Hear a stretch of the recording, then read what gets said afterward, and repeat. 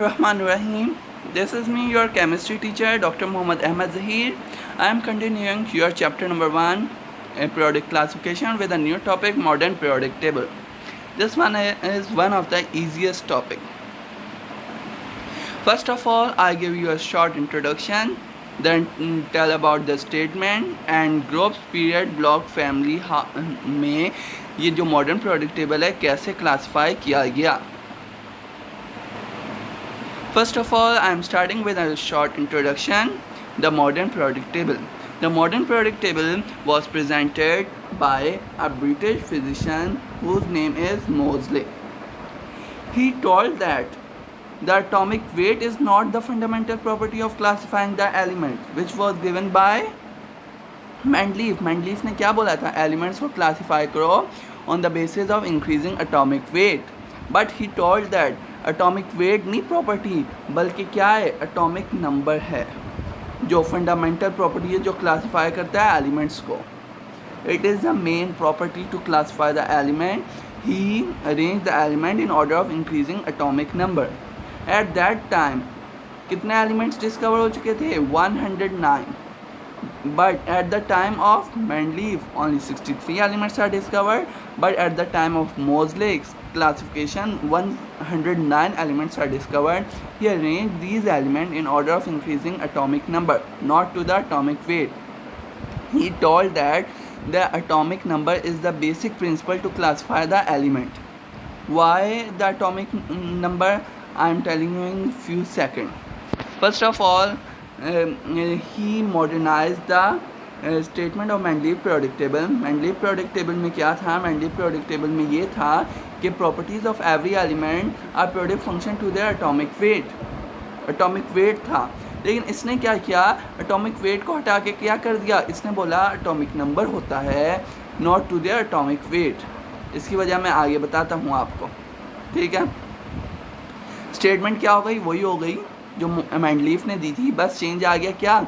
Atomic weight की जगह क्या आ गया? Atomic number. स्टेटमेंट आपको याद करनी है अच्छे से. The properties of every element are periodic function to their atomic number, not to their atomic weight. This was presented by Moseley in 1913. What is the difference between the atomic number and atomic weight or atomic mass? Atomic weight and atomic mass is the same thing. ठीक, इन दोनों के बारे में आपको difference पता होना चाहिए.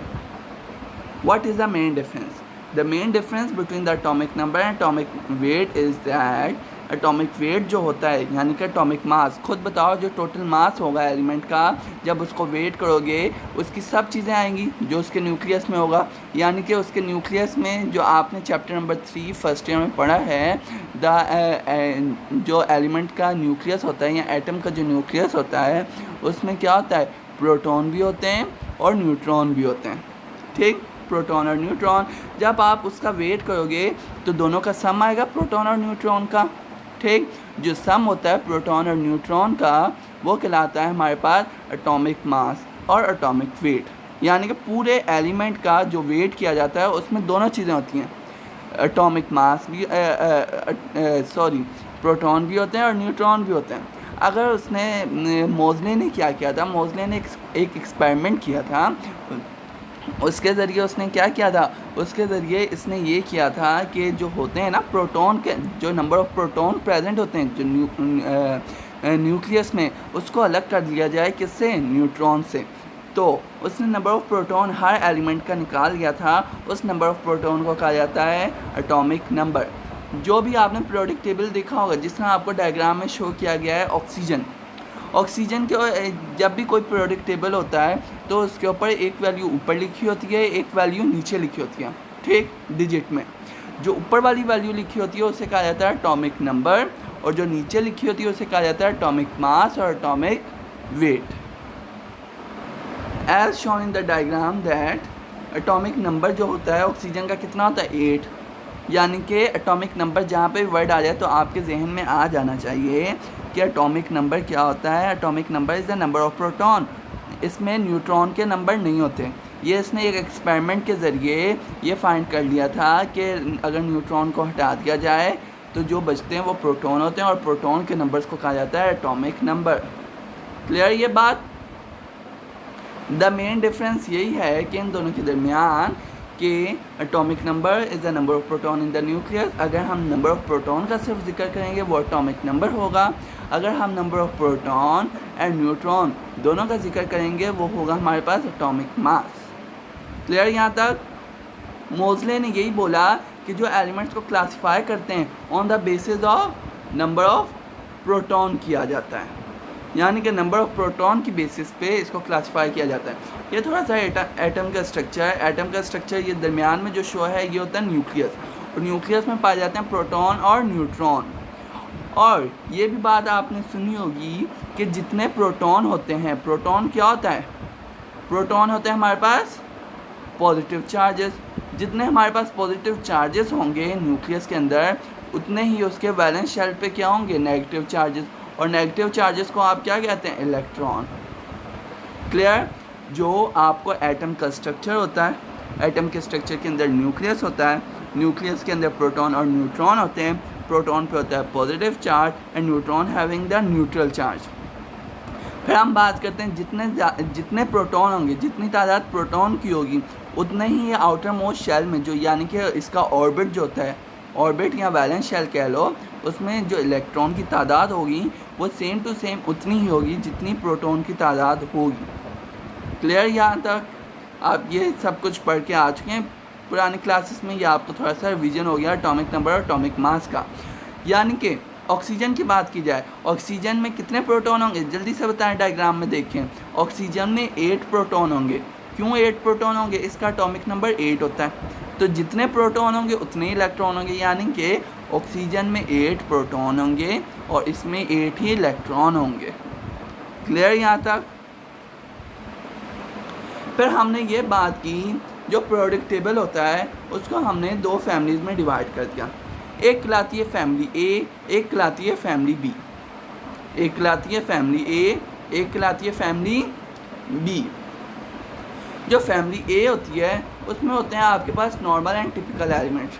Normal and typical element से मुराद क्या है कि इसमें जो एलिमेंट्स होंगे उसमें एक स्पेसिफिक प्रॉपर्टी पाई जाएगी।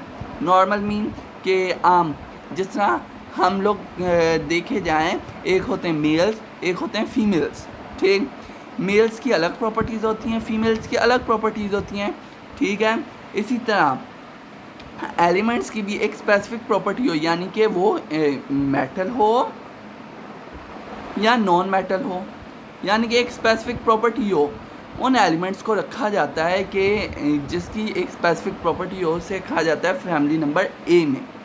और ऐसे एलिमेंट जिसमें दोनों प्रॉपर्टीज़ हों, जिस तरह के आप एग्जांपल ले लें शीमेल की, जो हमारे पास हम लोग जिसको कहते हैं ख्वाजा सिरा की एग्जांपल ले लें। उसमें क्या होती हैं? दोनों प्रॉपर्टीज़ होती हैं, मेल की भी होती हैं, फीमेल की भी होती हैं। इसी तरह उनको कह देते हैं हम ट्रांजिशन एलिमेंट, जिसमें दोनों प्रॉपर्टीज़ हों। आप यूँ याद रख लें, अगर अलग अलग प्रॉपर्टी हो तो वो कहलाते हैं normal and typical element.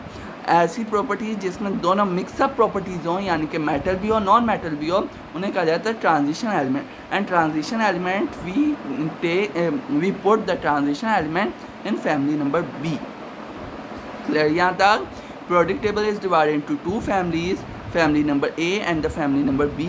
family number A comprises of normal and typical element, यानी कि इनकी एक स्पेसिफिक प्रॉपर्टी होगी, यानी कि ये मेटल होंगे या नॉन मेटल होंगे, एक स्पेसिफिक प्रॉपर्टी होगी। वाइल जो फैमिली नंबर बी होगी इसमें मिक्सअप प्रॉपर्टीज़ होती हैं, यानी कि मेटल भी हो सकते हैं और नॉन मेटल्स भी हो सकते हैं। ठीक है? फिर यहाँ पे आपको दिखाया जा रहा है कि how he classify the elements into periods, family पहले आपको बताता हूँ, मैं फैमिली का जिक्र किया ना। फैमिली जो फैमिली नंबर ए होगी वो आपके पास कॉर्नर्स पे होगी, यानी कि ये वाला कॉर्नर देख लें और ये वाला कॉर्नर देख लें। राइट कॉर्नर पे आपके पास 2 ग्रुप्स हैं और लेफ़्ट कॉर्नर पे आपके पास 6 ग्रुप्स हैं। ये होते हैं आपके पास फैमिली नंबर ए में। फैमिली नंबर ए का मतलब क्या? इनके पास सिमिलर प्रॉपर्टीज़ होंगी। जिस तरह हमने बोला राइट कॉर्नर्स के जो होते हैं ये मोस्टली होते हैं मेटल्स। ये क्या होते हैं? Mostly metals. और जो फैमिली नंबर बी में होते हैं ये मोस्टली होते हैं नॉन मेटल्स और इसमें सम आर मेटल्स। ठीक, कुछ मेटल्स होते हैं, कुछ मोस्टली नॉन मेटल्स होते हैं। यानी कि इनके पास स्पेसिफिक प्रॉपर्टी है कि ये मेटल की तरह बिहेव कर सकते हैं और नॉन मेटल की तरह। ये जो दरमियान में एलिमेंट शो हो रहे हैं ना, कलर चेंज कर लेता हूँ ताकि आपको क्लियर हो जाए। ये जो दरमियान में एलिमेंट है ना, ये जो एलिमेंट्स हैं इन्हें कहा जाता है फैमिली नंबर बी के एलिमेंट। फैमिली नंबर बी के एलिमेंट का मतलब क्या हुआ, ये जो एलिमेंट्स होते हैं ट्रांजिशन एलिमेंट होते हैं, इनमें मिक्सअप प्रॉपर्टीज़ होते हैं। ये मेटल की तरह बिहेव भी कर सकते हैं और नॉन मेटल की तरह बिहेव भी कर सकते हैं। क्लियर यहाँ तक? First of all you have the clear concept about the modern periodic table. Modern periodic table को हमने दो पार्ट्स में डिवाइड कर दिया। एक होती है फैमिली नंबर ए, एक होती है फैमिली नंबर बी। जो फैमिली नंबर ए होती है उसमें जो होते हैं नॉर्मल और टिपिकल एलिमेंट्स होते हैं, और जो फैमिली नंबर बी होती है उसमें हमारे पास ट्रांजिशन एलिमेंट होते हैं। क्लियर? उसके बाद आपको जो शुरू से बताता आया हूँ वो बात दोबारा आ जाएगी। जो पीरियड्स होते हैं, जो पीरियड्स में वर्टिकल कॉलम्स होते हैं इन्हें कहा जाता है groups. The vertical columns are called as groups and the horizontal rows are called as periods. ये आपने शुरू से पढ़ा है। जब भी पीरियोडिक टेबल बनाना होता है इसके लिए ज़रूरी होता है कि वर्टिकल कॉलम्स हैं और हॉरिजॉन्टल रोज हैं। Horizontal rows are called as period and the vertical columns are called as groups. Clear यहाँ तक? आगे इसकी डिस्क्रिप्शन है पीरियड्स और ग्रुप्स के बारे में, ये आगे मैं बताता हूँ। First of all you have the clear concept about the vertical columns. Vertical columns को हमने कह दिया ग्रुप्स। हमने बोला ग्रुप्स जो होते हैं टोटल 18 होते हैं। टोटल हमारे पास 18 ग्रुप्स होते हैं। टोटल 18 ग्रुप्स होते हैं। 18 groups are divided into 2 families. Families हमने पढ़ी हैं। एक होती है फैमिली नंबर ए जिसमें नॉर्मल और टिपिकल एलिमेंट होते हैं, एक फैमिली नंबर बी। हमने बोला इन ग्रुप्स को हमने दो में डिवाइड किया, फैमिली नंबर ए में और फैमिली नंबर बी में। जो फैमिली नंबर ए है उसमें कितने एलिमेंट्स होते हैं? उसमें एलिमेंट नहीं, ग्रुप्स। टोटल 8 ग्रुप्स जो होते हैं 18 में से 8 ग्रुप्स हो गए हमारे पास फैमिली नंबर ए में, और जो बाकी होते हैं वो फैमिली नंबर बी में होते हैं 10। और जो 10 है, आप बोलेंगे 10 है तो हम इसको काउंटिंग जो पीरियोडिक टेबल में लिखा होता है 8 ग्रुप्स। क्यों 8 ग्रुप्स हैं जहाँ के 10 है? जो इसके 3 जो होते हैं, यानी कि जो ग्रुप बी में होते हैं 3 जो ग्रुप होते हैं वो हमारे पास 8 में आते हैं, 8B में। ये मैं आपको चैप्टर नंबर 5 और इनऑर्गेनिक केमिस्ट्री में डिटेल में बताऊंगा कि 8B में 3 ग्रुप्स क्यों आते हैं। ठीक है, अभी आपको ये याद रखना है कि टोटल 18 ग्रुप्स होते हैं। वर्टिकल कॉलम्स कितने होते हैं हमारे पास पीरियोडिक टेबल में? पीछे डायग्राम में समझा देता हूँ। या आप देखेंगे अगर आप इसको काउंट करें यहाँ से 1 2 3 4 5 6 7 8 और यहाँ पे आएंगे तो यहाँ पे टोटल 18 ग्रुप्स होंगे। 18 ग्रुप्स में अगर आप बी वाले में देखें, ये जो दरमियान वाला है आपके पास, ये दरमियान वाला जो है फैमिली नंबर बी जो है आपके पास, अगर आप इसमें देखेंगे तो आपको इसमें 10 ग्रुप्स नज़र आएंगे। ठीक, 10 ग्रुप्स में भी देखेंगे तो ये जो है ये वाले 3 जो वर्टिकल कॉलम्स हैं यानी कि 1 8 9 and 10 they are counted in 8B group. Why it is 8B group है ये मैं आपको आगे जाके बताऊंगा। अभी आपको टेंशन लेने की ज़रूरत नहीं है, इसकी प्रॉपर्टीज़ सिमिलर होती हैं जिसकी वजह से 8B में जाते हैं। तो यानी कि हमारे पास जो क्लासीफाई किए जाते हैं यहाँ पे देखा जाए तो हमें ग्रुप्स के नंबरिंग क्या है 1 2 3 4 5 6 7 8 8A, यानी कि 8 जो ग्रुप हैं वो बिलोंग करते हैं ग्रुप नंबर ए से, और जो 8 बाकी ग्रुप्स हैं वो बिलोंग करते हैं group number family number B से। तो इस वजह से इन्हें लिखा जाता है 1A 2A 3A 4A 5A 6A 7A 8A are belonging to group family number A and 1B to 8B are belonging to family number B। Clear यहाँ तक? फिर आते हैं हॉरिजॉन्टल रोज। जो हमने बोला जो मॉडर्न पीरियोडिक टेबल में ये आप क्या बताएंगे, ये होते हैं हमारे पास vertical columns are called groups. ये जो हॉरिजॉन्टल रोज होती हैं इन्हें कहा जाता है पीरियड्स। जो पीरियड्स होते हैं पीरियड नंबर 1 टिल टोटल जो मॉडर्न पीरियोडिक टेबल में पीरियड्स हैं वो आपके पास होते हैं टोटल 7 पीरियड्स। इसके ऊपर लॉन्ग क्वेश्चन आता है, यह आपको नेक्स्ट क्लास यानी कि कल की क्लास में बता दूंगा। ये इंपॉर्टेंट लॉन्ग क्वेश्चन है कि जो पीरियड्स होते हैं फर्दर क्लासीफाई हो जाते हैं दो में। एक वो होते हैं जिसमें 8 से कम एलिमेंट होते हैं, उन्हें कहा जाता है शॉर्ट पीरियड, और एक वो होते हैं जिसमें 8 से ज़्यादा एलिमेंट्स होते हैं, उन्हें कहा जाता है लॉन्ग पीरियड्स। आपको अभी इसमें नहीं जाना है लॉन्ग शॉर्ट पीरियड में, आपको ये याद रखना है कि जो हॉरिजॉन्टल रोज होती हैं उन्हें कहा जाता है पीरियड। और यहाँ पे लिखा भी हुआ है कि पीरियड्स कितने होते हैं, पीरियड 1 till 7 होते हैं, यानी कि period 1, period 2, period 3, period 4, period 5, period 6, period 7, यानी कि जो हॉरिजॉन्टल रोज हैं टोटल 7 होती हैं। यह आपको डायग्राम में भी बताया हुआ है कि टोटल 18 ग्रुप्स होते हैं। 18 groups are divided in 2 group A family number A में हो जाते हैं, 10 फैमिली नंबर ए में और 8 फैमिली नंबर बी में। 10 जो होते हैं फैमिली नंबर बी में और 8 जो होते हैं फैमिली नंबर ए में। और जो ए होते हैं उनके साथ 1A लिखा हुआ है, यानी कि वो पहला ग्रुप है और ए से बिलोंग कर रहा है। जिस पे 2A लिखा हुआ है यानी कि वो दूसरा ग्रुप है और फैमिली नंबर ए से बिलोंग कर रहा है, यानी कि जिस तरह ये 1A है, ठीक, ए शो करेगा इसकी फैमिली और जो 1 शो करेगा इसका ग्रुप नंबर, ठीक। और ये जो होते हैं vertical periods are called as period number. फिर नेक्स्ट पे आ जाओ। यहाँ तक आपको क्लियर है कि first of all you have the clear concept about the modern periodic table. Modern periodic table को हमने 2 फैमिलीज में डिवाइड किया। कौन कौन सी 2 फैमिलीज? जो दरमियान वाले एलिमेंट होते हैं उन्हें कहा जाता है फैमिली नंबर बी, जिनमें होते हैं ट्रांजिशन एलिमेंट, और जो कॉर्नर्स पे होते हैं उन्हें कहा जाता है family number A. Why these are called as family number A? They having the normal and typical elements. Clear? उसके बाद बात की गई horizontal rows are called as period and the vertical columns are called as groups. फिर हमने बोला जो periodic table है उसको हमने 4 ग्रुप्स में 4 ब्लॉक्स में डिवाइड किया। ब्लॉक्स मीन डब्बों में। जिस तरह के जो राइट वाला डब्बा है इन्हें कहा जाता है S block. Y it is called S block? S block इस वजह से कहा जाता है कि जो इसका लास्ट इलेक्ट्रॉन होता है वो एस ऑर्बिटल में इंटर होता है। ऑर्बिटल का आपको क्लियर कॉन्सेप्ट होगा कि जिस तरह एटम का स्ट्रक्चर है, ठीक, जिस तरह ये एटम का स्ट्रक्चर है, ये रहा आपके पास न्यूक्लियस, ये आपके पास ऑर्बिट। ऑर्बिट के अंदर भी सब शेल्स होते हैं। जो पहला सब शेल होता है उसे कहा जाता है एस, दूसरा जो सब शेल होता है उसे कहा जाता है पी, तीसरा जो सब शेल होता है उसे कहा जाता है डी, और चौथा जो होता है उसे कहा जाता है एफ। अगर लास्ट इलेक्ट्रॉन इस सब शेल में फिल हो रहा है एस सब शेल में तो उन्हें कहा जाता है एस ब्लॉक एलिमेंट। अगर लास्ट इलेक्ट्रॉन इंटर हो रहा हो पी ऑर्बिटल में तो उन्हें कहा जाता है P block elements.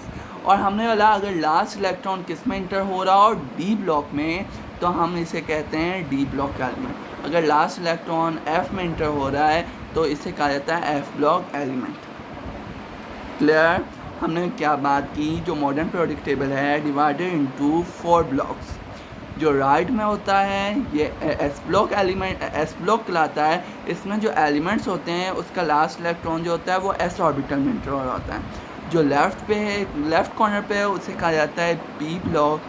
P block के जो एलिमेंट्स होते हैं उनका लास्ट इलेक्ट्रॉन पी ऑर्बिटल में इंटर हो रहा होता है, ठीक। ऑर्बिटल मीन सब शेल जो ऑर्बिट के अंदर होता है। फिर जो डी ब्लॉक होता है दरमियान में होता है, इसका जो लास्ट इलेक्ट्रॉन होता है वो इंटर हो रहा होता है किसमें?